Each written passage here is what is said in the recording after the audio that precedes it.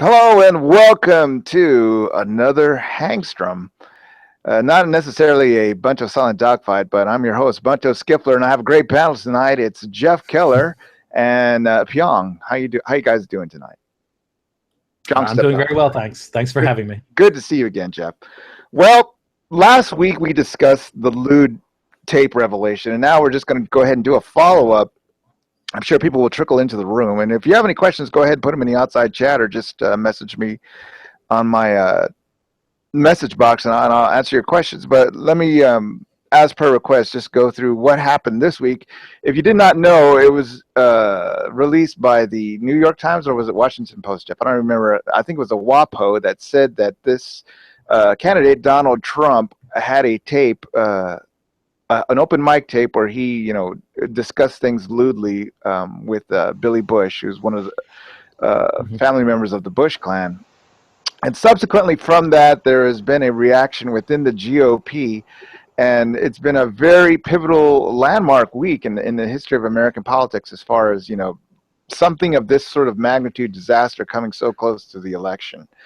What was put forth was, of course, that this man was very lewd, and he said that he was just doing some sort of locker room recitation with his friend there, a macho thing. Essentially.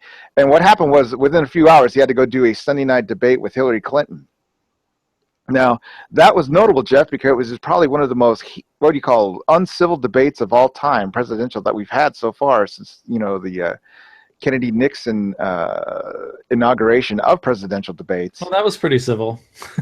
Right. That was a very, isn't it something, Jeff, do you want to comment on here about how we came from the civility of 1960s all the way to what we saw last Sunday? I mean, at one time, politics was a very highbrow and cordial civil affair. Now it is not. I mean, what was your take on the debates? Perhaps to a fault. I mean, highbrow and civilized to the effect that both sides pretty much are thrown softball questions or maybe even hardball questions, but they're pretty much allowed to give speeches, and they really tend to not be debates or exchanges within each other, and we call that civilized, but we don't really learn much from it.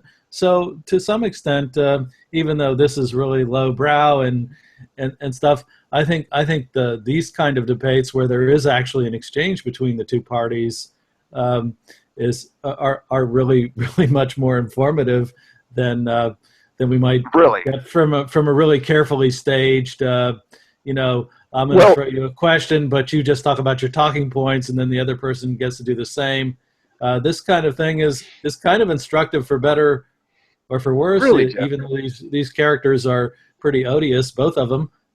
This is okay. Well, one thing, Jeff, let me step over here for a second. If our younger listeners didn't know, the first debate was in 1960 between John F. Kennedy and Richard Milhouse Nixon, and it was a black and white affair, and it was the one that people credit for sinking the Nixon campaign at that moment. JFK came out very presidential and very stoic.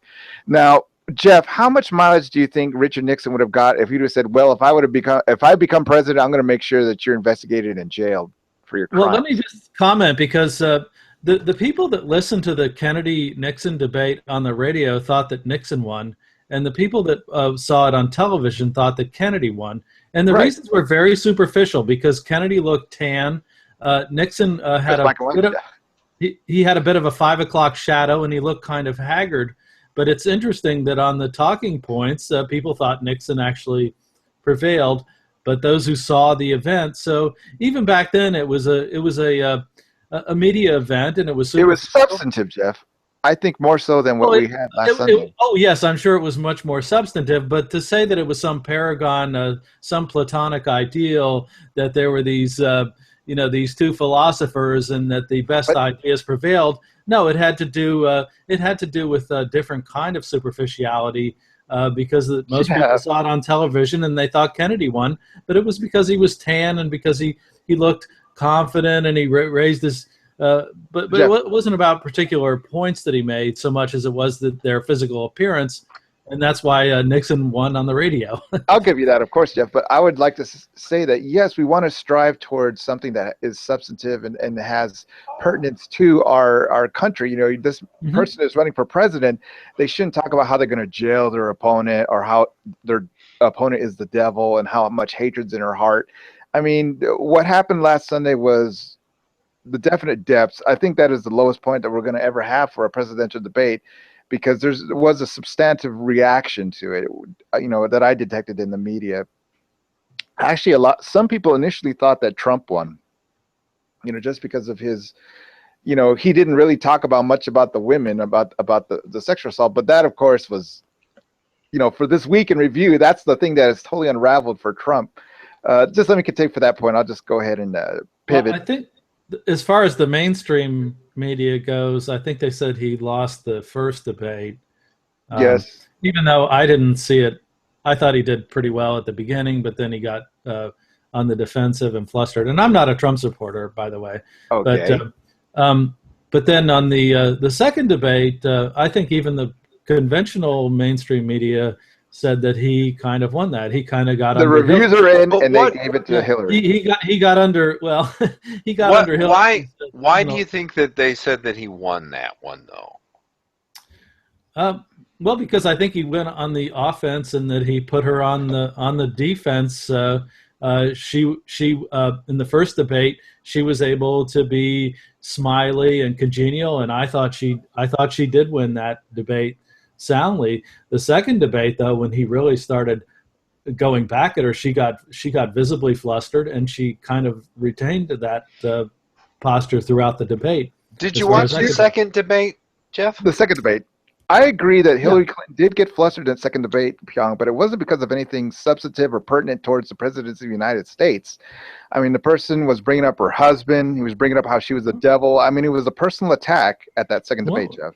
And she attacked him personally, and they've been attacking each other personally in both debates. Okay, that's a very good point. Did you see what happened there, Pyong? That now it's, the equivocation. What would you say? If Trump does this, of course, Bill Clinton and Hillary Clinton have done worse. Right. It's an equivalency, and I understand. I mean, it's an attempted assuming. No, I'm not talking about something they said last year. I'm saying that these debates have been about character. Her message is that he lacks the temperament, and that he's also a bad person. She's saying it in a different way, and he's going after her.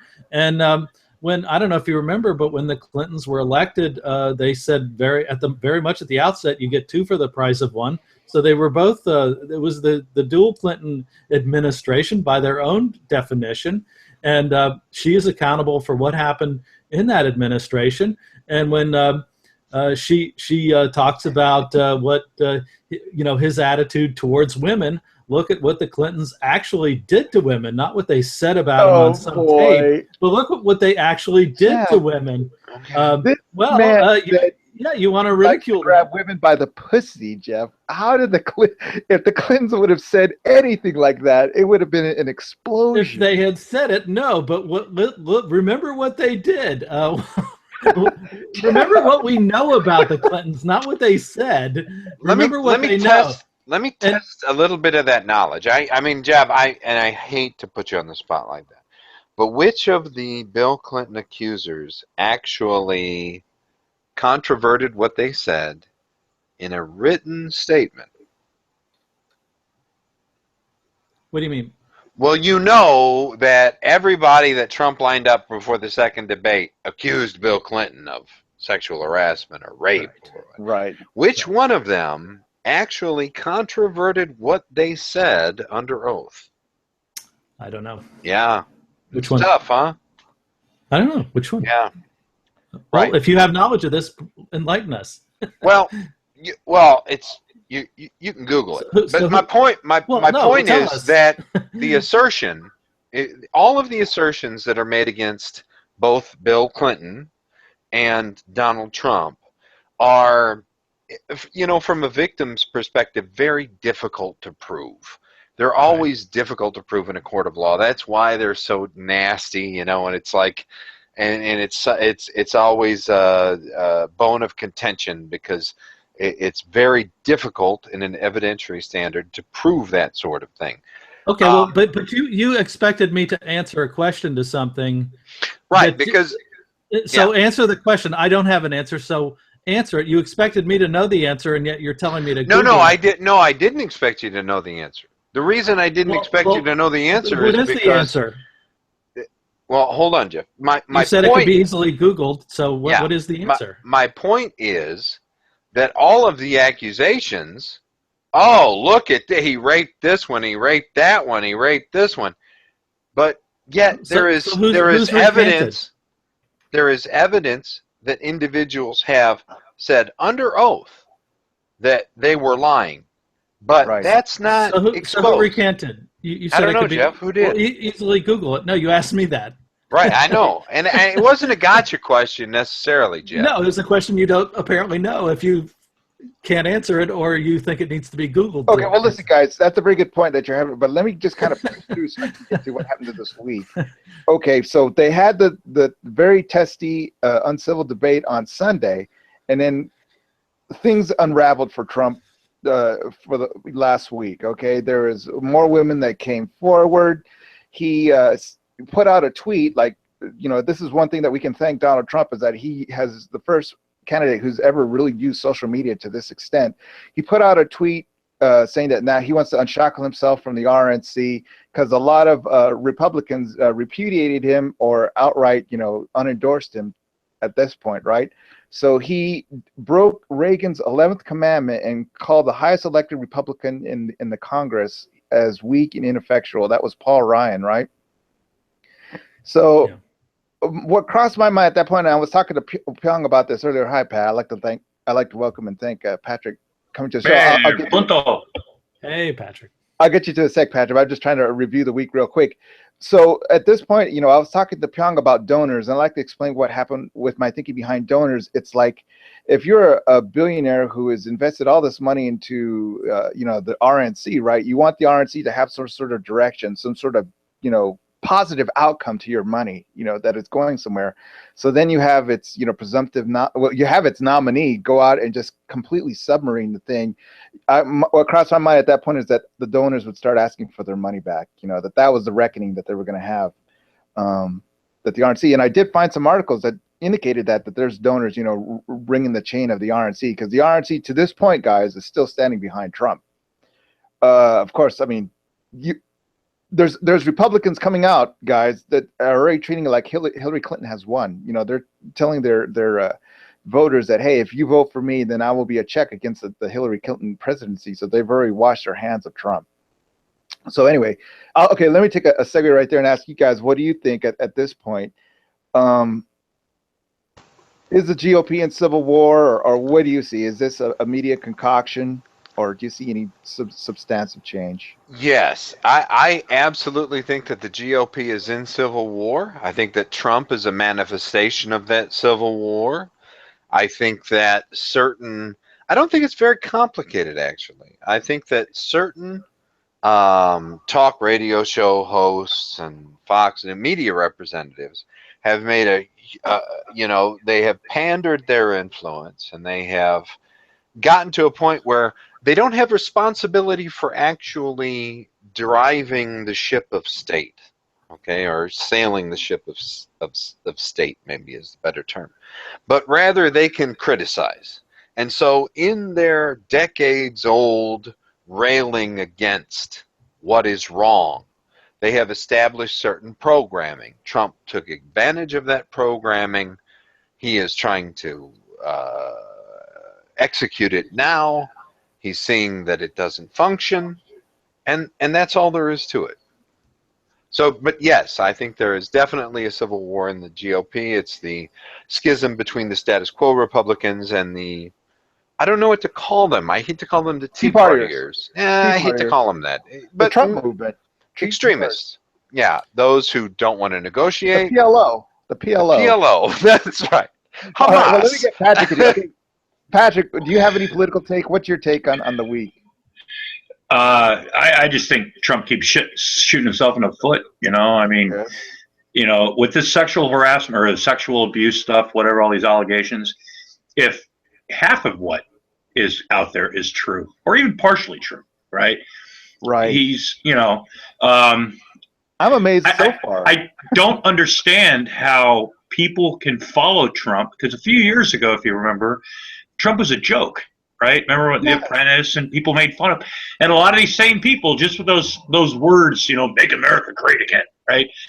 fearmongers. You know, that's what he. You know, that's all he's about. You know, Pat, grabbing those. one second, Pat, if I would have told you in 2008 that Barack Obama thinks it's okay to grab women by their pussies, I mean, would you have thought that would have instantly invalidated him? Yeah. Yeah. I mean, you know, I mean, and well, there's, if you look at when Trump was on Howard Stern, I don't know if that stuff's still up on YouTube or something, but he when he was on Howard Stern a few years ago, he said a lot worse things than he said on that fucking bus. You know, right? Okay, yeah, Jeff, what do you think? That's kind of been my impression of Trump all along, is that when he was on Howard Stern and these other reality shows, that he was playing sort of a fictionalized version of himself, somewhat like Larry David does, or Jerry Seinfeld, or people like that. And so yeah, that they would say shocking things or try to be one-upped. That seems to be par for the course for that brand of entertainment. It's not necessarily my cup of tea, but that seems to be pretty much par for the course. But I'd like to just circle back to what you were asking about the Republican Party and all that.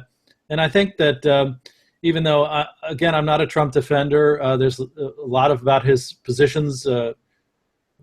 It's hard to even nail them down what they are, but the ones that I know that they're not, to me, libertarian, and they're not things that I would support. However, what I think was instructive about him is that he has demonstrated the degree to which the Democrat and Republican Party are very, very similar, at least in the upper ranks, to the degree that it's much easier for them to support Hillary Clinton than it is to support somebody who might threaten the kinds of things that Hillary Clinton and the Republican establishment all favor. The banks, the big banks, they favor the military-industrial complex.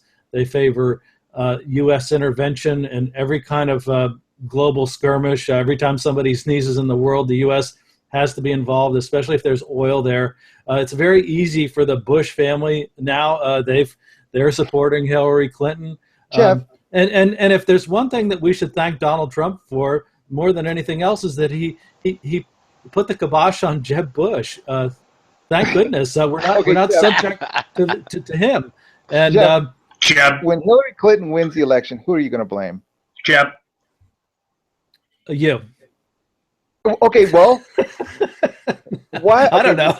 Oh, okay, well, we'll get back to that. We'll touch back on that. But thank you for that. Very good points, Pat. Okay, so what happened to guys? It might actually not be that terrible if she wins, because I think she's so hated that she may be a lame duck president, and maybe the government and the military-industrial complex won't expand as much. So I'm not sure that would be the worst outcome. But Donald Trump is taking the down ballot with him. Did you know that? It is there could be a chance for the House to go as well as the Senate. The Senate is in lockstep with the presidential.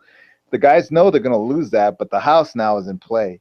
So I don't think Hillary Clinton's going to be any sort of lame duck. Anyway, one thing, we'll go back to that and talk about that. But anyway, so yeah, that would be enough. You have the nominee 3 weeks out saying that, the highest ranking Republican sucks dick. So yeah, he goes ahead and doubles down, and more women come forward. I'll just end it today's, you guys can butt in, but he says that, these women that come forward aren't attractive for him enough for him to even consider groping them. Oh, can I ask you guys? I mean, it's sort of like, well, there goes the ugly. There goes the ugly vote.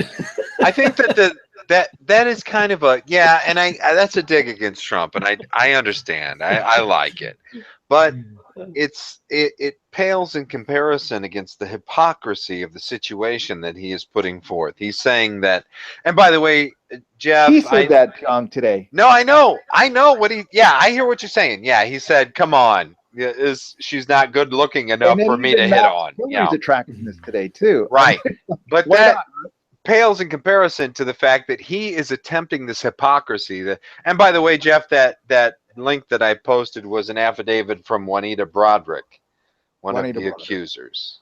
Okay. But anyway, and she said that she had no sexual contact with Bill Clinton under oath in an affidavit. So yeah. So, but he's saying, came up with that. Yeah. He's saying No, I knew it the whole time, Jeff. My point was only that you accepted the accusation, but you didn't. There was nothing beyond that. One of many accusations, but right, and it's and it's rational and reasonable for us to do it. It benefits us as human beings to do it because we cooperate with each other. We utilize other people's intelligence as proxies for our own, and we can use that to our advantage. And I don't. So you discount all the claims against Trump. You wouldn't give them any. No, and that's the exact hypocrisy I'm pointing out. Trump is saying, and my point, actually, Jeff, my position on that is no, everything should be looked at with scrutiny. Yes. So, yeah, everything should be looked at with scrutiny. But Jeff, but what Trump is saying is, don't believe any of these women who come out against me. But all of the women that come out against Clinton, they're fucking telling the truth. Right. And plus, Jeff, we've heard it from the man's own voice. Of his, his demeanor towards women. But so it's like you can do anything. You can grab them by the pussy. I don't know which claims are true or which aren't. But the Clinton claims have been coming over a long period of time, and the Trump claims have only been coming out since he made certain comments. So that's a little bit suspect. Now what we're seeing now, Jeff, is we're seeing the floodgates open. There, people are feeling strong enough that they can come forward with the activities of this man. One thing, Jeff. John brought a good point in that we have to investigate things. You know what I mean. When you're presented of facts, the thing is that, how can I say, you can see the campaign being orchestrated against the Clintons from a mile away. Vice versa. Judicial Watch. That's called election year. No, Jeff, it isn't. Look at Judicial Watch. Look at the history of Judicial Watch alone. Well, with regard to the Clintons, they are at a disadvantage because they've had 30 or 40 years of political history that's public record and that's pretty easily accessible. And we know about the accusations and stuff like that. Trump is relatively unknown, and most anybody who would run against her. So she is at a disadvantage. It's always been conventional wisdom. I think Barack Obama is probably an exception to this rule. But it's very hard for a senator to get into the White House because so much of what they do is on the record. And unfortunately for the Clintons, that's the case for them. So we know what they've been up to for 40 years. We don't know what Trump is up to.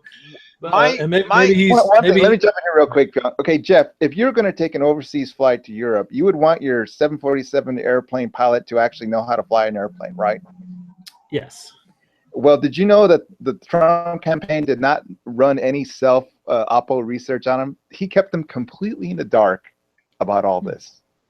So yes, this man is not a politician. I mean, didn't do anybody any favor. Yet the Republicans went ahead and nominated this guy to be their choice for the president. Well, I don't think being a politician is necessarily the exemplar of virtue. If you're running for president of the United States, guess what, Jeff? You better be a politician because look what happens if you're not. Well, I mean, Jeff, come on. I think you're right. Would you discount a heart surgeon from doing heart surgery on you because maybe they're not the best? Yeah, everybody says somebody that they have have experience. Everybody says they have experience doing this shit, but do they really? Fuck them. I don't want my heart surgeon to be a good politician. I would rather he be a good heart surgeon. Exactly, Jeff. Okay, well let me go ahead and I wouldn't care who he slept with or anything as long as he was a good heart surgeon. But going back to what Jeff said earlier, my response would be, what is true, Jeff? Trump was spewing conspiracy theories in the second debate. He was talking about conspiracy theory bullshit. Right. Okay. That's a very good point. Okay. One thing, guys. Let me go ahead and cap the week, and then we'll go into election, and we'll open it up. Okay. Can I promise that one thing? Yeah. Yes. Now he's at the conspiracy point where he talked about global special interests. I just love that yesterday. Okay. So Trump now is in the alt-right Breitbart conspiracy mindset. Now let's jump the polls real quick. And we're looking at a wipeout, guys. I mean, I put him up on my feed last Sunday. He was at 81% chance for winning, the election. Now he's in the high 80s, perhaps the 90s. I mean, that's what it looks like, that he might become the prohibitive favorite to win the election. She. And you know what? She might be. Yeah. Yes, thank you. But also, you know what that means? That means that he could depress the turnout. Did you guys ever think about that? If people look at it and say, "Well, she's kicking his ass by 90%. Why the hell do I have to go vote?" Well, there's a lot of people that don't want to vote, period, because they don't like Hillary, they don't like Trump, and all that shit. But I think after the election, if Hillary gets elected, it's going to be Benghazi fucking hearings, and people are going to be calling for all sorts of special prosecutions, all sorts of fucking hearings the whole time she's president. If Trump gets elected, he's going to be in court. Well, yeah, but that's not really a productive way to run a country. You know what I'm saying? I mean, they've been investigating the Clintons since, God, before Bill was president, right? Not to say that either one of them are just completely upright, people, and they've never done anything wrong. But since like 1992, they've had all these investigations, and they've really never come up with anything, and I don't think either one of them are that fucking powerful. A lot of people who are about to testify kind of disappear. Well, yeah, I mean, Benghazi, whatever. But, if a lot of it was really true, I honestly think, I don't think Bill or Hillary are that fucking clever or well-connected to avoid, being caught, I mean, people have done less. Clever. You have to be pretty clever and well-connected to get where they got, so. Yeah, but I wouldn't underestimate them wholeheartedly with what Patrick is saying. What is easy is easy. One of the reasons that Trump is getting hammered so hard right now is because it's easy.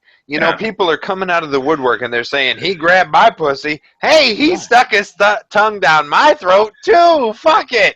And so it's easy for the media to say, oh, look at all this crazy shit that's coming out against Trump. What's easy is easy. If Hillary Clinton, none of these people have pressed charges against him in the same way that charges. But Jeff, who gives a fuck, Jeff? Jeff, look at this. Imagine if this guy was president and this sort of something happened. I mean, these guys planned at the very last minute to handle these ladies now. I mean, Pence is coming up with the material himself. The campaign isn't able to. It just shows you that this man is unfit for the presidency because he can't handle. Right. I mean, can't handle criticism, period. He can't. Oh, right. Jesus, he's out of control. And I know that you're not a Trump supporter, Jeff. I know that. But what I'm talking about is it has to do with what Pat is saying, and I understand what you're saying, that they don't bring charges against him, but you can't despise a viper for being a viper, and you can't despise the fact that sexual harassment is difficult to prosecute evidentiarily. I agree. You see what I'm saying? Yeah. It's one of these things that's very difficult. That's why sexual assault victims, they always complain, and people who do sexual assault, sometimes they get away with it. It's because the evidentiary standard it's difficult in those cases. So yeah, they didn't bring it up, they didn't prosecute. Okay, that's a valid attack on that, Jeff. I appreciate what you're saying, but what's easy is easy. I mean, you've got. Go ahead, Patrick. No, somebody was saying about, Trump's new to the game or something. Trump's been doing stupid shit and saying stupid shit for fucking decades, So things, so he's not new to the game, People might not know all of his finances because he doesn't want to, release certain things or something like that. But Trump's been a dickhead since, the 80s, to so many people. A lot of people that support him now a couple of years ago probably thought he was a chump, right? Or a real fucking loser, and as soon as he said, build a wall and make America great again, he turned all those fucking teabaggers that got nobody else to fucking praise anymore and got them all excited, Okay. Let me jump in here and ask a quick question, you guys. Okay, the Republican Party, what is their base? I mean, I'll open up the floor to anybody. Welcome to the show, Rose. I mean, what kind of people are in the Republican Party?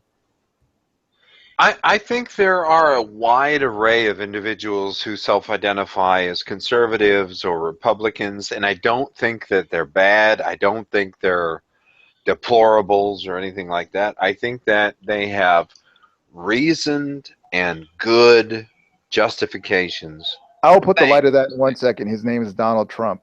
That's a No, nominee. no, but Donald Trump isn't everything. I mean, Donald Trump is just kind of. I mean, imagine that you're an individual who doesn't care very much about politics, but you work every day and you go to work as you're a plumber or whatever you do, and all of a sudden Donald Trump has injected himself into the world of politics, and he's always on television, and you watch him, and sometimes you watch him and he's kind of funny and you like him a little bit, and you don't understand why everybody's attacking him. I mean, that's the level of associativeness that I ascribe to many conservatives, to many Republicans. I personally talk to conservative people and they say, well, if he's a bad president, we can vote him out in 4 years. That's okay. Well, I want to welcome Rose to the show. Rose, do you have any, political outlook for this week, as far as Trump? Oh, I think Trump is doing great right now. I love that Why do you think that, Rose? Because he's exposing all the things that we all want to say to Clinton. He's saying it, and I think it's all. I love it. Okay. And I think there's blurry lines when it comes to Republicans and Democrats. I don't. It's all blurry lines when it comes to all that. Blurry it's all lines. just smoke and mirror. Did it disturb you when he said that, he doesn't mind, taking advantage of women anytime he feels because he's a celebrity? Look, he said a lot of bad things. He wasn't a politician then. She's killed how many people? Okay. She's killed people. How many all things? Right. Well, she's Rose, responsible for the deaths in Benghazi. She's responsible for Rose, the emails. Besides Hillary Clinton, does it bother you about a guy who says he wants to stick his tongue down your throat, unwarranted? Oh, well, I've heard worse. Yeah, a lot of our previous get over it. A lot of our previous presidents were womanizers. So if we're going to raise the bar that high, then I don't think anybody's going to be qualified. Yes, but I wouldn't. Presidents Exactly. Ever said Exactly. No, I would. I don't do that shit to people. Rose, let me ask you a question. Do you think that the media lies to you? Which media? Whatever. I think we I know the answer to the question. Mainstream media. Do you think the mainstream media lies to you? Well, since 1948, it's been legal to use propaganda against the American public. So yes. Okay. And they admit that. Yeah. Do you think that the United States is in a desperate situation right now? I mean, do you think that if something happens that, I'm not saying you have to know what it is. I don't know what it is. But if something happens that the United States could just fall off the brink and no longer be influential in the world, and that we're on the brink of an apocalypse? No. No, absolutely not. No. No. Look, Obama's been in there for 8 years. We're still all alive. Yeah. Okay. I would like to say. Hillary's been. Just 1 second. Hillary's been in there for 35 years. We're all still alive. There's, martial law has been implemented since World War II. So what's big that's happening? Nothing. Martial law has been implemented since World War II? Yeah, it's never been taken off. Look it up. Yeah. No. Yeah, go look it up. Okay. No. Okay. Look it up. I don't need to look that up. Well, you're gonna have to. No, I don't have to. No. You're gonna have to. No, I absolutely don't have to. In paper. That's the stupidest thing I've ever heard. No, actually, it's stupid. You don't realize that. On paper, yes. So martial on paper. Yes. We probably have laws that say you can't run for certain offices, but we don't look at it on paper. But let me ask Rose one thing. Rose, you are going to vote for Donald Trump, right? I'm not voting for anyone. I'm not putting my name on either one of them. Good for you. Why don't you want to vote? Because whatever happens, my name's not going to be on it. Yeah. I'm not. Okay, I'm you not. don't want to help, steer the direction of this country, You know what? Like I believe it was Roosevelt said, presidents are selected, not elected. So whichever one's going to go in is going to go in, and so be it. Okay, so you've never voted. No, I've voted. Of course I have. But since Obama, I've been doing my research, that, Bunto, for a long time. And since I realized that they're not elected, they're selected, and I know about the shadow government. That's not a conspiracy theory. Wow. All these, I know about all that kind of stuff. I'm not even going to bother. Okay. There's no point. Okay, I'm interested in this. So the shadow, what did you say? The shadow government? I'm not here to. So is this an education? Who do you think selects the president? The Bilderbergs, the Committee 300. Well, can I just comment? Can no, the not UN, right now. The No. CFR. There's a whole bunch of different people. Okay, so the CFR, Bilderbergs, the UN, Bilderbergs. Global special interests. Global special interest. Well, Boom, you don't know about any of this stuff. Boom, I'm sorry. Yeah, but well, that's what Trump said. Am I still invited to this debate, or should I leave? Can I say something? Okay, jump in. Let's be simple here. Go ahead, jump in. Okay, I think we just saw. We don't have to go to the Bilderbergers necessarily to see that WikiLeaks, thanks to WikiLeaks, heroic WikiLeaks, they have informed us recently the extent to which the Democratic Party undermined the campaign of Bernie Sanders. Bernie Sanders held a magnificent campaign. I don't agree with him, but he had thousands and thousands of people attending his speeches and stuff. Hillary could barely fill a conference room at a hotel. No. And yet the Sanders campaign, they were actively undermining it. So he's not the nominee. So we have these two handpicked establishment figures. Trump is the exception, and that's what makes Trump interesting. Let me finish. Yeah. Listen, I was quiet for 10 minutes, and I'm almost done. Let me finish. Okay. Trump is outside of this mold because he's a millionaire, and he's not beholden to these established interests. That's why he's of interest to a lot of people who don't like these handpicked drones that we're presented with every 4 years that do exactly the same thing, that have the same foreign policy. They argue about peripheral issues, sideshow issues, gay marriage, whatever. Not that those aren't significant, but in the big scheme of war and peace, they aren't. And that's why people don't feel like voting is terribly important. Or did you remember this period called the Cold War? That's right, Jeff. That's right. It's all bread and circus. It's all bread and circus. It's like professional wrestling. It's like professional wrestling. Back in the Romans in the Colosseum. It's not real. No, it's not. I do remember the Cold War. Yes. Okay, Jeff. There was something called Soviet disinformation. Yes. Soviet disinformation campaign. In my eyes, this WikiLeaks is looking a lot like the old Soviet disinformation campaign. Oh, that's an interesting spin. I have a friend who was a Soviet defector. He was actually an economist for Gorbachev, and he said to me, when we were in the Soviet Union, when he lived there, which he spent most of his life there, he said we had Pravda and TASS, but the difference is that we knew it was BS. The Americans believe what their media tells them for the most part, and that's the sad truth of it. But we have something called social media. Well, but that can't be true, Jeff. But it is true. Rose, hold on for a second. Because Glasnost, you keep saying everything's not true. Hold on, Rose, hold on. So what does Glasnost mean, Jeff? What was Glasnost? Okay, you did put me on the spot there. It was not peace. It was Jesus. Truth. I can't remember. Okay. All right. So there are some metrics that are measurable. Like, for example, when they open up the free press and they let them start to say things that wouldn't be allowed under the Soviet Union. You see what I'm saying? These things are measurable. Expanded freedoms. They're measurable. They're real. Now, what's interesting to me is the conspiracy theory stuff that Rose was talking about. That's what's interesting to me. So, Brandenburg. Why are we changing? Why are we Bilderberg? Why are we changing the subject?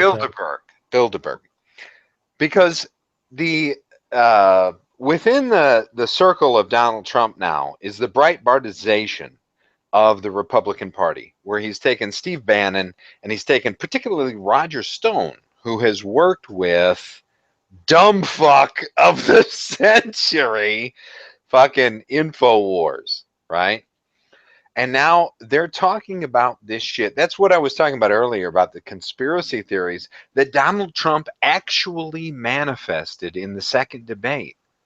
He talked about conspiracy theories. So you're doing a lot of smearing, but you aren't really making much of an argument. You're talking this one a dumbass and this one a crazy. So make your argument. What fact are you trying to refute, and give your argument? And who cares who presented it? Don't shoot the messenger. If they're a dumbass, then so be it. Then show it. Don't tell it. I agree, Jeff. Okay. Because a lot of things he's saying, no, but he doesn't have to look into it because he already knows. Right. Well, I mean, somebody you can say like Roger. Right. God damn, Jeff. Roger Stone worked with dumb fuck on InfoWars talking about how aliens are controlling the planet. Talking about how the murder at Sandy Hook was entirely staged. So are those topics we're talking about now? Yes, those are topics we are talking about. Dumb fuck.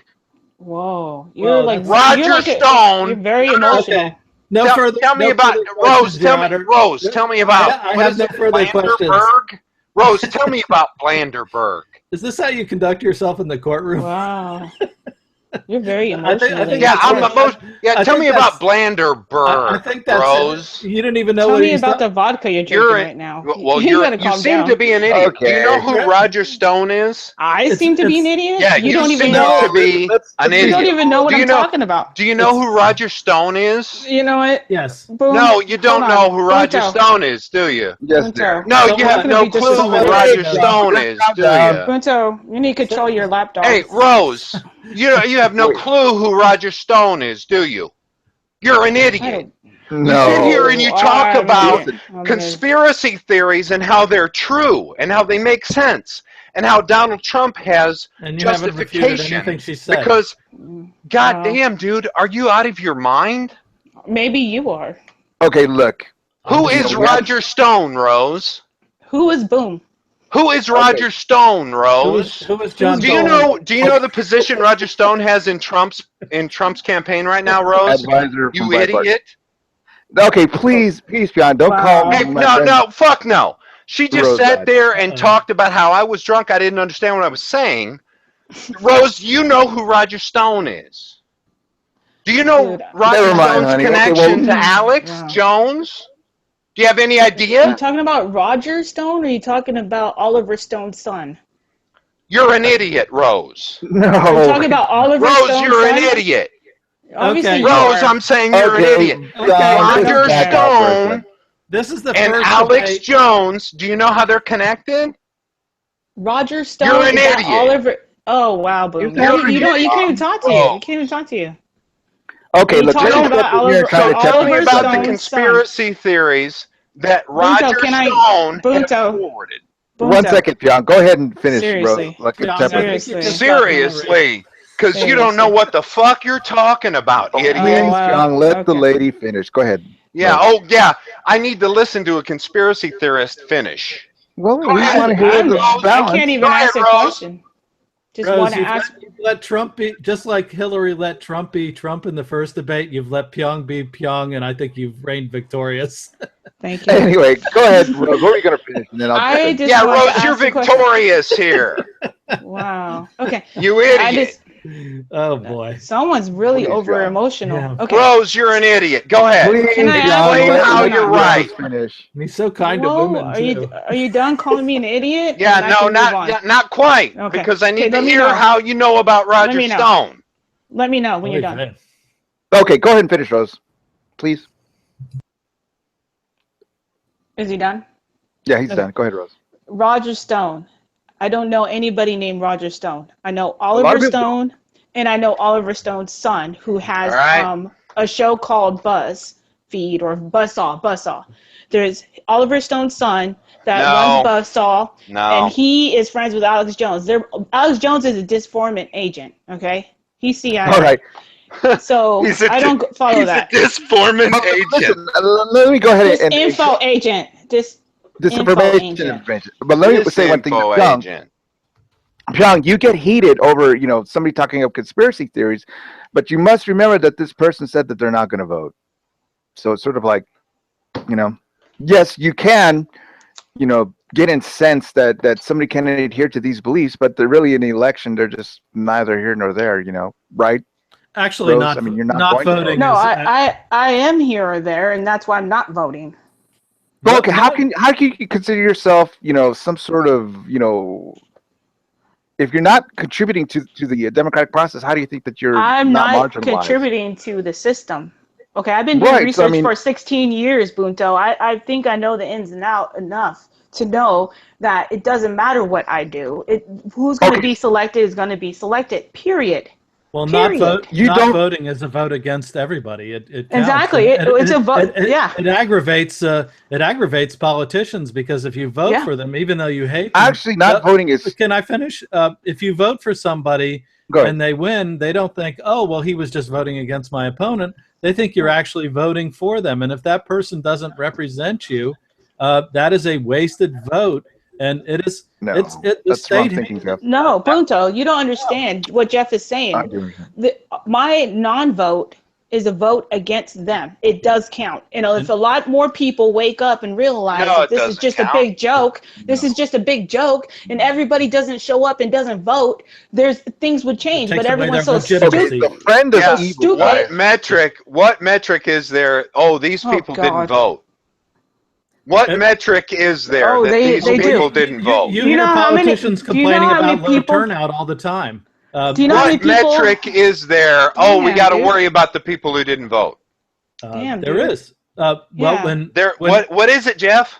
Well, you got to shut up and let people answer. What's the metric? No, there's let not them a answer. Well, for one thing, if somebody he just said there's not a metric, Rose. Let them answer. Boom. Listen, bombast is not an argument, an outrage, and Jeff, what's the metric where people didn't vote? We got to care about these people that didn't vote. Well, if somebody doesn't carry a majority, let's say, that lends itself to one's thinking that they didn't have a mandate and that they're. That doesn't make sense, Jeff. Is that the best you got, Jeff? Okay, what do you mean? I can explain it. I can explain it. Go ahead, What's Rose. the mandate for the people who didn't vote? Oh, these people didn't vote, so we ought to give a shit. Oh, I can explain that. If you have, say, 4 million people in the United States, I know, I'm just saying, you have 4 million people in the United States, and voters. a million voters, and you have 1 million of those registered voters that don't vote, it's going to make a difference. They're going to notice that, and they're going to be wondering why. Why didn't these people show up? Okay, so it does count. They do count that. You know how many people's been knocking on my door saying that at your new address you haven't registered to vote, and we'll be checking again in 8 weeks to make sure you registered from your new address? Right. Okay, no, 16? they do care. Hey, Bunto. They do care, and they do count it. I'm sorry, Pyong. It's like when they count, like when the stock market goes up, they not only count by how much it goes up or down, they count how many trades there were. No, I think you were correct in saying that there is no metric. So you're right, Jeff. Yeah, there is no absolute metric. Right. Okay, there's how no about metric. This? Yeah, think about it like this. Do the mathematicians worry about the numbers that aren't there? They come up with some sort of final figure, and then they say, well, we have to worry about 2,467. 2 plus 2 equals 4, but what about all of those numbers that didn't participate? No, Australia requires people to vote. That is what legitimizes. Doesn't happen in the U.S. The U.S. I don't know. I've heard plenty of hand wringing in years past about low turnout and how terrible. No, you just said that Australia requires people to vote. It doesn't happen in the U.S. I didn't say it happened in the U.S. I'm not going to have an argument with Boom. This is so below me right now. Like it's below you because you can't understand how to argue because all of your points are bizarre. You're saying that candidates are selected, they're not elected. You're saying they're selected by the Illuminati or I'm not awake. You're not awake. That's something that Alex Jones would say. You've lost your fluoride. Words with Alex Jones. Pyong, hold on, Jeff. Because Rose just said to me, I don't understand that candidates are selected, they're not elected because I'm not awake. You're not awake. You don't understand how it really works. I hear what you're saying, Rose. I hear what you say. I don't understand reality because I'm not awake. Right? How do you understand if you never go ahead and support that shit. Who the hell are you? Jeff, go ahead and support that shit that Rose just said. Whoa. I don't understand because I'm not awake. I don't recognize the Illuminati because I'm not awake, Jeff. Go ahead and support that shit. There's no reason to get into Pyong, yes. I think you need to get a grip on your emotional investment right. in this topic before we can really continue. Bullshit. Yeah. As long as this dumb fuck can come in this room and tell me that I'm wrong because I'm not awake, I'm not wrong, Jeff. So you tell me how she's right because she told me I'm not awake. Can I tell you how I'm right? I'm the one. Go ahead. You're enraged. Can I tell you how I'm right? Okay, go ahead, but we have to go in the direction of civil discourse. But go ahead, Rose. Yeah. I can explain how he's not awake. Is because everything I'm talking about he doesn't understand, and everything I'm saying is documented proof. I'm not saying anything that is out of normal. It's just out of his normal comprehension because he's too busy. But one thing, Rose, that I'll say. Can I finish? Can I finish? No, you can't. Can I finish? You can't finish. No, you can't finish. No, you can't finish. No, you can't finish. No, you can't finish.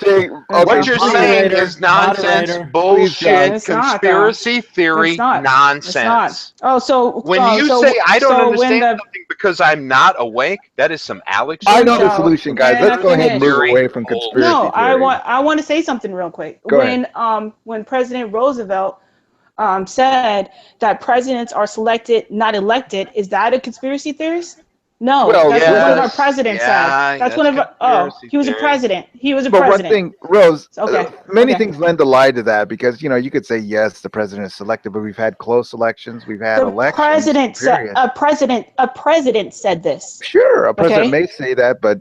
No, he did. But we look at the evidence of things that are presented before us, right? Rose, you're ignorant, you're dim-witted, you have a weird view of the world that is extremely narrow. This is not necessary. This is ridiculous. The only reason that you understand, the only reason I can think that you believe this stuff is because you're dim-witted. I don't care, Boom. I don't care, Boom. Young, I just have to ask you, please, no more ad hominem. No, are you fucking kidding me, Bunto? Are you kidding me? That she's saying to you that your leaders are selected, they're not elected. No, listen, you're going to think that's a justified response. Hold on. She may say that. Okay, go ahead. No, our past president said this. Our past president said this. Not me. I'm not making this shit up. One of our presidents from our past said this, and I think that's not your position. And hold on, that's not your position. Is it your position or not? Boom. I think you need a water filter. Is it your position you're drinking or not? way too much fluoride. Way too much fluoride. Oh, so now listen to what she's saying. She's saying I'm bizarre because I drink too much fluoride. Okay. Are you fucking kidding me? Yes. One thing. It's a theory. They say that. It's a theory. But one thing, the nature of these hangouts, you realize that there's other listeners listening, and they have their own mental. I don't give a fuck, dude. When you I do care about listeners. It's a false equivalency to say that Rose is right because she has these ideas that leaders are selected, they're not elected, and I'm crazy because I eat too much fluoride. Are you out of your mind to even give that? I would put a filter on. I would put a filter. Do you brush your teeth with fluoride and is your water filtered? Rose, Jesus Christ! Listen to what she's talking about. Listen to what she's saying. Fluoride. You know what, Boom? You're a conspiracy theorist. In a couple years, your brain is going to be mush anyway, so it doesn't even matter. From the fluoride, right, Rose? Yep. Okay, let's go away from conspiracy theory and get back on the Trump. Okay, listen. Let's talk elections, okay, because that's something of contention here. You guys remember Barack Obama? It was a seminal election coming up in 2008, right? Back then, I mean, the first black president that we were going to have. And we had quite the turnout for that. I had one of the biggest turnouts ever. Let me go ahead and put that graphic up. Yeah, I mean, everybody has good points. The thing is that we leave it up to the listeners to arrive at their own conclusions. Okay, now can you guys see this graphic that I just put up? 2008, 2012. Okay, so let's go ahead and look at the popular vote, man. I mean, we had in 2008, the guy trumped McCain by 10 million votes, right? He got 52.9. Okay. Now look at what happened in 2012. we had a reduced turnout, of course, and he only clobbered the guy by 5 million, right? But he still won 51% of the vote. Now, let me ask our panelists here: do you guys think we're going to have a monster turnout, or we're not? We're going to have one of the lower turnouts? First question. Anybody in the panel? I think it's going to be a pretty big turnout. Why? I think it's going to be pretty big too. Go ahead. Well, just because of the bombast of everything that's going on. You know, Trump himself has made a lot of splash with Twitter and everything else. So, yeah, I suspect it will be a pretty big turnout. And now people have the lever to look at where they're like, well, this idiot, you know, he comes out, he says that he had his video where he's grabbing people by the pussy, and then he says he didn't do anything, and now people are all coming out against it. It's not that it's an intellectual difference with Trump. I mean, if Trump really wanted to make the intellectual difference, he would say something along the lines of, I am for the American citizen, Hillary is for the banker, and I will make your life better.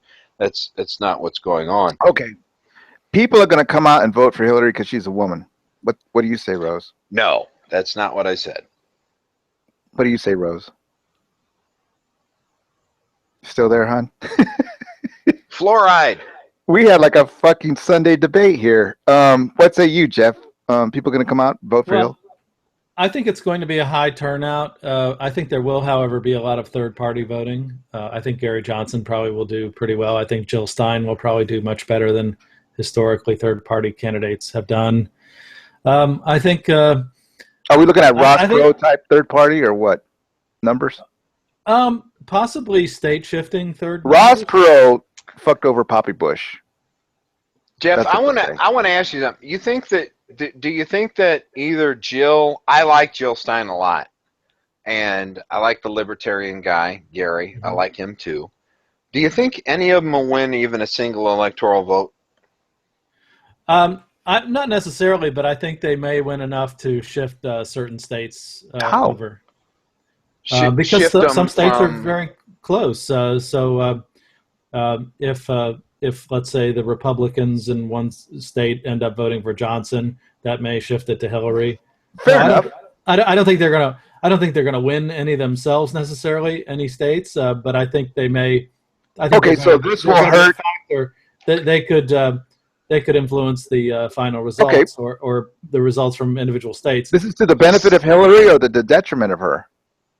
The Jill Stein votes arguably would take away from Hillary. It's not as clear with the libertarian vote, especially since Gary Johnson isn't much of a libertarian. He kind of, for people who look into him, I think I can see a lot more people on the left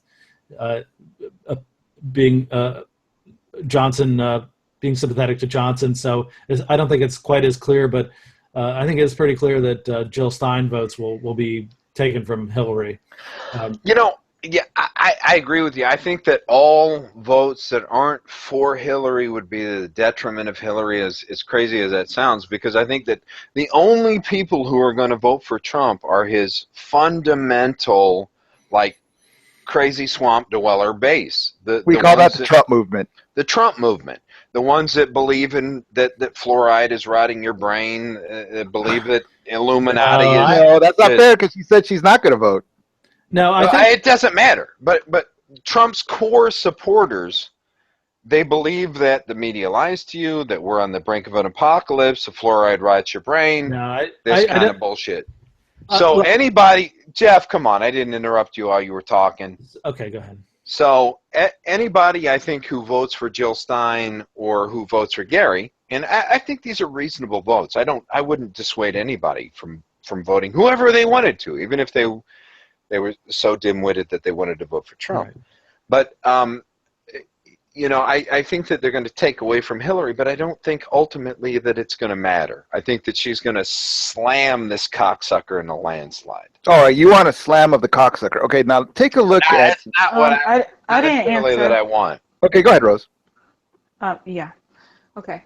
So Hillary, she got Bernie Sanders out of the Democrat election That's what the myth says. You Go know, ahead. he's a communist and everything. It's not a myth.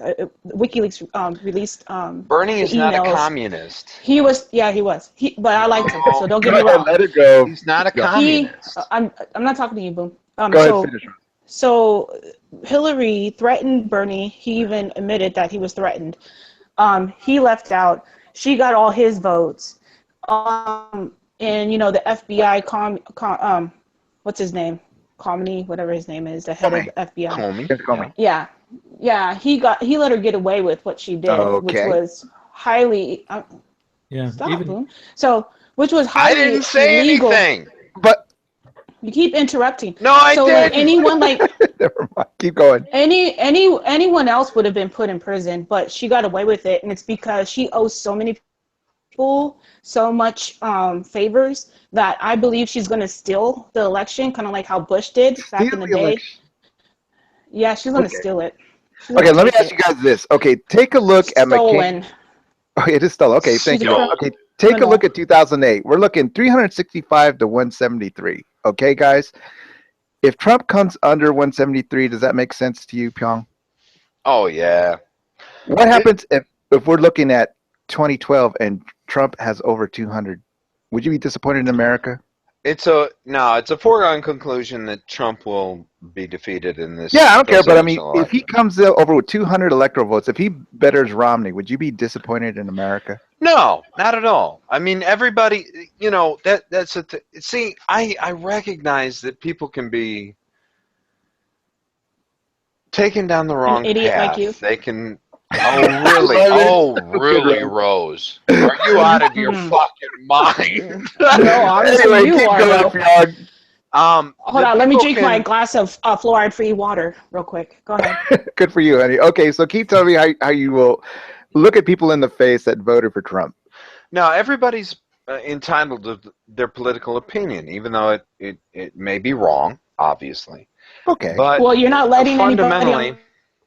Rose, please let the man finish. Go ahead. Rose, shut your goddamn mouth. You're an idiot. Please. Rose, if you're going to sit there and tell me that fluoride is affecting my decision, you're a fucking dimwit by definition. Oh, okay? There's the fluoride kicking in again. Go on, fluoride. I know, it's the fluoride that's making me say that. It's the fluoride speaking. You're an idiot. You're a goddamn idiot. Okay, Pyong. Beyond that, now you're telling me that the Illuminati, they're choosing a particular. Okay, Pyong. Go ahead, fluoride boy. Go on, fluoride boy. You can get mad at her, but she is an I'm not mad at her. I just think it's funny. I think it's funny too that you don't realize your brain is like fucking mud. You're like my brain is mud. We can get to the point here. Okay, listen. I would be severely disappointed in America if Trump did better than Romney. No. Yes, because it's sort of like what I mean. This person is a charlatan. You can see what a freaking terrible candidate is, and then he would be better than Romney. Right. I understand what you're saying, but elections are not just simply yes or no absolute truth. Nothing is. Everything is subjective, and people are subjected to certain programming. You know, I mean, conservative individuals. They trust, and that's fundamentally what I was talking about earlier.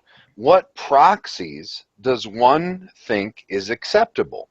I mean, Jeff has some proxies that I think are questionable. Not that I would say they were wrong necessarily. And then you go even more into the extreme where Rose actually believes what Alex Jones says. Okay. God. That's crazy. Isn't that crazy, Rose? Fuck him. Yeah, Who fuck cares? Alex He's Jones. A fear Alex Jones. I'm not even drinks fluoride. Probably, yeah. Yeah, and he may be put into his position by the Illuminati. He acts like you, all crazy. Whoa, we're gonna die! Oh, he's nuts. Motherfuckers, we're gonna die! So fundamentally, it's what proxies Jump in, Jeff, please. do you think are acceptable? Okay. Yeah. So we all have gradations of those. I'd like to speak to the idea that people voting for Trump are crazy or whatever, but there are some very sort of mainstream issues, I think, that would push people towards Trump from Hillary. To me, the biggest one is Hillary, like a lot of neocons, and I think she is one. Yeah, she is. Have been doing a lot of saber rattling and talking tough against Putin, who happens to stand upon a big nuclear arsenal. And I think this is very risky, engaging in proxy wars and things like that in that region. I'm almost done. Putin is no friend of the and I think if that were being done in this region, we would go nuts. And I think that's really dangerous. Hillary has also favored every harebrained war that has happened since Vietnam. She was for Vietnam? Since Vietnam, I said. She was involved in Watergate. She was fired because of her behavior. Right. But she's... get fired? Because she was... there's a whole bunch... Go ahead, Jeff. You explain how people who are concerned about security know about her lax attitude, about her emails and stuff like that. So Trump, at least, and there's many things that I don't like about this guy, and I'm not going to vote for him. But he said he could talk to Putin and the neocons, get the papers about that. Dude, but the guy can't even talk to women. How's he going to talk to Putin? Well, that's a funny one-off, but this is a little more serious, Bunto. It's about world peace, and it's about nuclear armaments. And we know one party is going to be. She cackled about torturing Gaddafi, and yet her invasion of Libya, that she was very much behind, turned that place into hell on earth. She was behind Iraq. I would agree with you, Jeff, that Putin is a very difficult international diplomat to deal with. I would agree with that 100%. But what I question is, when Trump was asked, he said that Putin has not annexed Crimea and has not entered Ukraine. So for some reason, I'm supposed to think that Trump is the chess master that can address Putin, but yet Trump doesn't understand that Putin has already taken his Blackwater naval seaport, right, and has entered Ukraine. Well, the U.S. is in those areas too. Bullshit. No, we're not, Jeff. We're not in the Ukraine. No, that's not what I'm saying, Jeff. I'm saying proxy, yes. No. I'm saying that Trump didn't understand that Putin annexed Crimea and invaded Ukraine. But you are saying, but that's a regional conflict, and it's regional not conflict. My ass, I knew it. You knew it, right? I don't care. I like one thing I like about Gary Johnson. I don't like. Did you know it, Jeff? What are you talking about? Did you know that Putin annexed Crimea and entered Ukraine? Yeah, that region. Yeah, has been I did too. I did too, and Trump didn't. If Trump worked for you and you told him, "Hey, Trump, bone up on foreign policy, will you?" In case somebody asks you a question, and then he answers in a question like that, would you say, "Trump, fuck off, you're an idiot"? Well, I would. I'd say, "Trump, you're fired." You hear that before? I actually like what Gary Johnson, even though I'm not a big fan of his either. Well, I liked it better. He really mishandled that one. But when he was asked earlier what he would do about Venezuela, he said, "I'm running for president, not emperor." And I think we would be better off if politicians were... Bullshit! You're talking common knowledge of foreign policy that you and I have. Oh, stop. Okay. No, Jeff, I'm not going to stop because it's common knowledge that you and I have. Well, I'm sure they could find out what they needed to know if they needed to know about those regions. But frankly, all they need to know is to pull the U.S. troops out of there and out of the rest of the world and the advisors and anybody who's meddling in that area and just knock it off. Isolationism. Fair enough. Let me get Pat in here. Not interventionism, not isolationism. I want to trade with people. I just don't want to kill them. Fair enough. He had no idea what was going on. I did. Pat. Well, good on you. What do you think is Trump's strongest point? Is it foreign policy, tax code? What do you think it is? No, just none of the above. Except that he's not Hillary. No, I don't think he had. I don't think he has anything to offer. I don't think he's shown anything, except for how, it's all about him. He doesn't like certain things, like healthcare, right? He's going to get rid of that, and stuff. He's going to But he's going to make it better, right? But he's got no plan, you know. But Pat, please pick something You that know, this man can, you know, if he was, you know, everybody. he can whip a crowd into a frenzy, you know. Right, but a presidential thing that he 30 would do. years. Huh? What do you think Hillary's made better in 30 years? Our foreign policy? Well, listen, Jeff, that's I'm kind of not saying Hillary's. You know, this is the whole conundrum. You know, right. Neither Hillary or Trump, right? You know, I mean, most of the country is come to that conclusion that most people don't want either of them, you know? Right. They're horrible, both of them. So, you know, it's just a fucked up situation, man. Jeff, yeah, it really you know? is. Okay, you listen. Want a shit sandwich or a douchebag, you know? We are going to have Hillary Clinton as our president. You will support her, right? I mean, as far as, you know, our country progressing. Why? No. Well, why won't you support the President of the United States, you know, trying to make the country better, you know, internationally? Depends how they're trying to recovering from the Bush years. The ends don't justify the means, so it depends what she's doing. What does that mean? The president. I mean, are you going with Trump that this election is going to be rigged? I mean, she's going to win the election fairly. Will you not support her in her endeavors to make America, you know, standing much better? Well, it depends what do you mean by that specifically? What would she be doing? Anything that reverses what occurred during the Bush years. And then plus, like you know, Obama promised many things that he more did specific. not fulfill.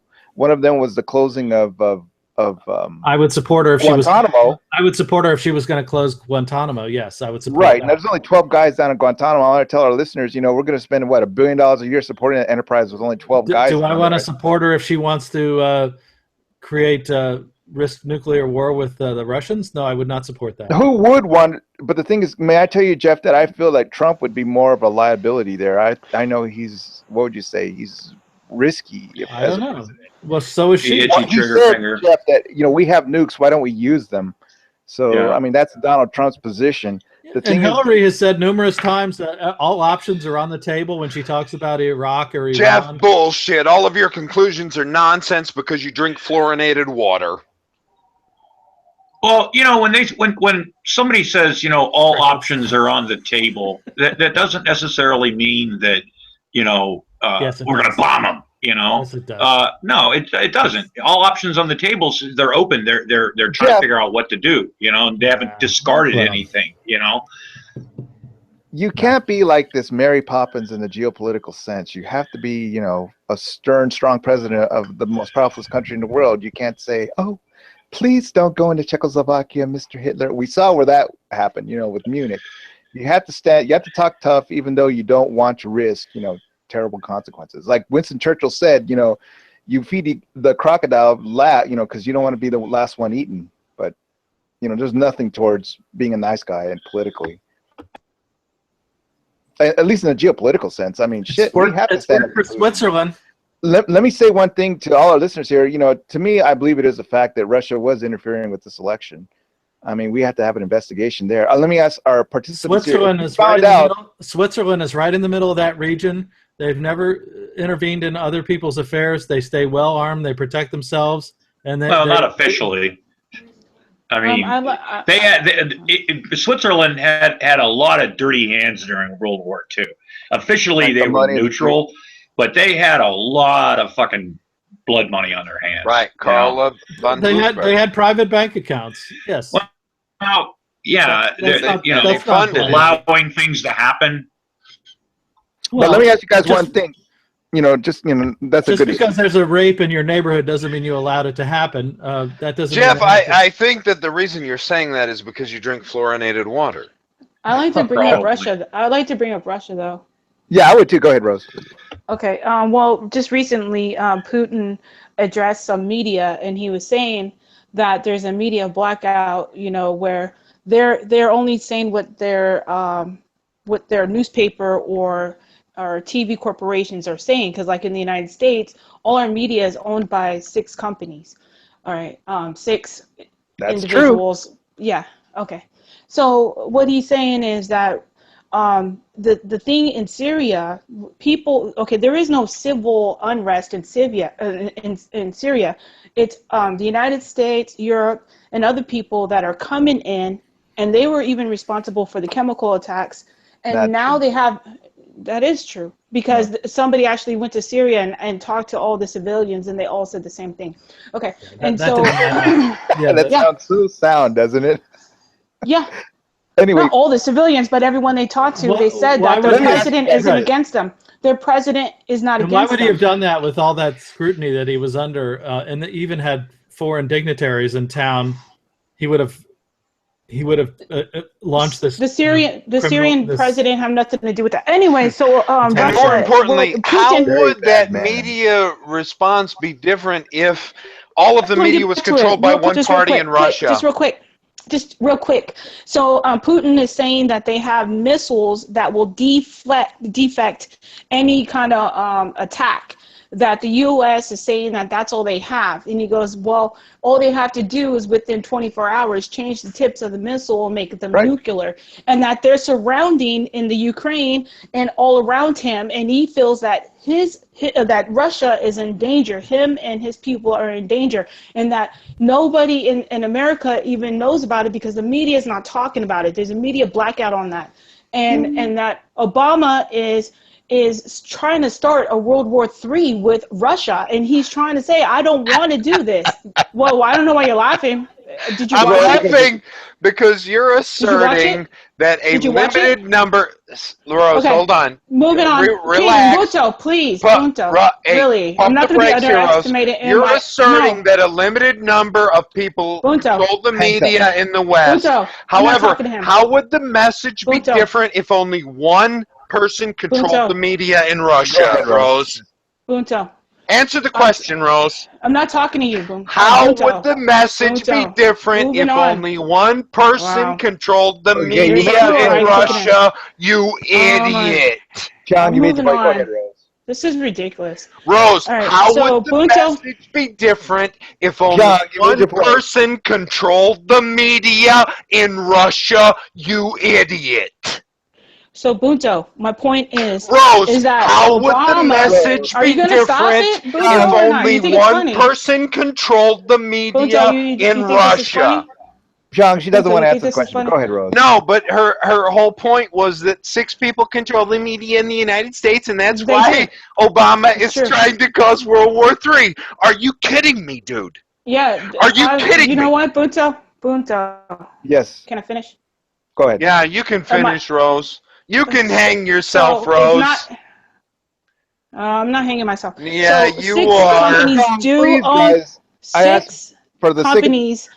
six companies own the media in the United States. That is correct. So it is correct, Boom. See? Shut the fuck up. And then no, that's on top correct, of that, Rose. That was a fundamental necessity for what I said, Rose. Okay, please. You idiot. What the fuck is going on? What's going on, man? Yeah, no, I heard her point. Go ahead, Rose. This is weird. Say it again. This is weird. This is weird that I'm in a box. You're weird. You are in a box. You're in a cave, actually. No, Rose. So anyway, listen, guys. I want to get to the point. I don't want to get to a big my point. I don't want to talk to him. I'm talking to you, Bunto, but you're not a good moderator right now. You think this shit's funny. Well, okay. Listen, I am going to get. It's funny because you're obviously an idiot. No. Moving on. My point is, Hillary. Obama's already doing this to Russia. Okay. Hillary will extend it. And Trump already explained that if we keep Hillary, you're getting Obama's 3rd term. He's pointed that out. Right. I've been pointing this out for years. This is true. So if Obama is trying to aggravate Russia, can you shut the fuck up? Can you shut the fuck up? So if Obama is true. Let that up to the listeners to decide. But go ahead, Rose. Get to your point. If Obama is trying to infuriate Russia, which Putin is saying, see, now I'm getting pissed off. He won't shut the fuck up. Fucking Puto. Yeah, that's what I'm thinking. Fucking Puto. Yeah, I'm cussing at you in Spanish right now, Boom. I'm cussing at you in Spanish. Fuck yeah. Come on, dude. So anyways. You're an idiot. Please. Go ahead. I'm sorry, Rose. Go ahead. Wow. If Putin is thinking that he's in a dangerous situation, why isn't everybody taking that? Why are not people considering that he is concerned about him and his country? Why is that? There's one thing that jumps to mind is that, yes, you're right, Rose. And Trump said he has good relations with Russia. Well, Trump is a liar. Honey. Just saying, I know, but I'm just saying, at least he's not part of Obama's administration. The thing is like this, irritating them. Wait a minute. See, that makes me think that when she said, when I asked her if she thought that the Obama administration represented the brink of the apocalypse, she said no. But now she says, "Oh, the Obama administration." We're on the brink of the apocalypse. I never said that. That didn't come out. No, but nuclear war is right on the next corner, right? I'm saying what Putin said that, you dumb fuck. He said that. Yeah, right, no, Putin said that. Right, yeah, Putin said that. I didn't make this shit up. You didn't say it. Putin said it. Okay, listen, I'm going to end real quick because we're getting into Oh my God, this guy's crazy. No, Rose, believe me, I knew what you said before you said it, you idiot. You're fucking nuts. Yeah, I'm nuts. I'm going to go ahead and... I'm crazy. I'm going to put the timer on the show for 5 more minutes left, but let me ask one last question before we get out for the night. Okay, if we found out that there was some, what would you say, what do they call it? Collaboration, right, Pyong, between the Russian state and the Trump campaign, would you be upset as far as, the information that's coming out? I honestly don't think there's any collaboration between Donald Trump collusion. And well, collusion is a much broader term, I mean, collusion typically, I mean, when you talk about like antitrust law, collusion is typically two entities that recognize something occurs and they tacitly go along with it. And so I don't think collusion has the same level of culpability that is associated with like okay, what if I told you, I would agree with you that, maybe collusion, if they knew each other, had information. But what would really upset me, and I would demand an FBI investigation, is if the RNC knew that they were colluding. No, see, the international community knew that there was a foreign state trying to tamper with our election. I would be severely upset, and I would want at least the most. Why would you expect? Why would you expect the FBI to do anything when they're not doing anything about what Hillary did? What do you think they're going to do about anyone else? You have to admit, Rose, that once in a while we do have what do you call, like, they're bought and paid for. Yeah, Hillary got kicked out of Watergate for being unethical. Right, but I'm not talking about unethical Hillary. Right? Yeah, I mean, just excluding all of that. I'm talking about actual conspiracies now at this point. Where people go to jail. Facts. I'm talking about documented facts. I am talking about facts. People went to jail for Watergate. And I would say that if we found out that the RNC knew that the Trump and the Russians were colluding in a campaign, that to me is in the same level as Watergate. I disagree. And here's not even true. That's propaganda that they're putting out there. No, Rose, hang on. No, Rose, yeah, I'm going to disrespect You're an idiot. You're an idiot. For the remainder of the time that I'm talking with you. Wait, I'm an idiot, but you're the one who's saying that fluoridated water corrupts people's brains. You're an idiot. I'm an idiot. Okay, you're guys, I'd like to thank everybody for showing up tonight. Jeff, are you there? Thank you. Never invite me in here, Booms, ever again. Yeah, I'm back. Fuck you, Rose. You're a moron. You're a fucking. You are the lowest common denominator. I'm a fluoride zombie. That says it all, Rose. That says it all. It does. I see we're ending on a high note. I'd like to wish you all good night. Have a good weekend. You know what? I am